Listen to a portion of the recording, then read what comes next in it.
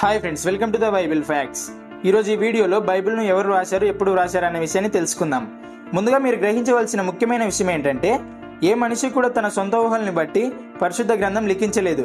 ఉదాహరణకి 2 పేతురు 1:20-21 వచనాల్లో దేవుడు స్పష్టంగా లిఖింపచేశాడు.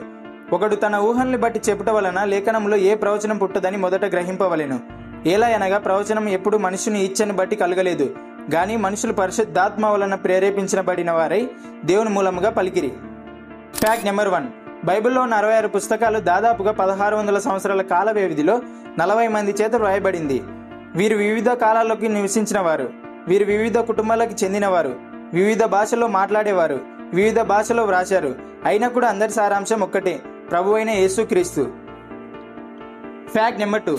బైబిల్ రచయితలు వారి వృత్తుల ప్రకారం ఎవరంటే రాజులు, దేశాధినేతలు, అపోస్తలులు, రచయితలు, గొర్రెల కాపర్లు, మత్స్యకారులు, సుంకరులు, వైద్యుడు, ప్రవక్తలు, చదువులేనివారు, అత్యంత తెలివైన వారు, సైనికాధికారులు, యాజకులు, కవులు, ఇలా మొదలైన వారు. Fact number 3. అయితే వీరిలో వివిధ పరిస్థితుల్లో రాసిన వారు కూడా ఉన్నారు.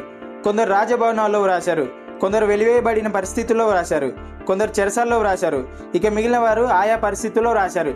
సో అర్థమైంది కదా, బైబిల్లో ఉన్న ప్రతి మాటలు కూడా దేవుని చేత ప్రేరేపించబడిన వారు రాశారు. కానీ ఎవరు కూడా వారి సొంత మాటలను బట్టి, సొంత ఊహలను బట్టి వ్రాయబడలేదు. మీకందరికి ఒక ప్రశ్న, బైబిల్లో పాత నిబంధనలో ఉన్న మొత్తం గ్రంథాలు ఎన్ని? ఈ సులభమైన క్వశ్చన్కి కూడా ఆన్సర్ ఎంతమంది చెప్తారో చెప్పరో చూద్దాం. ఆన్సర్ని కామెంట్ చేయండి. మీకు ఈ వీడియో ఇన్ఫర్మేటివ్గా అనిపిస్తే లైక్ చేసి మీ ఫ్రెండ్స్కి షేర్ చేయండి. Thanks for watching.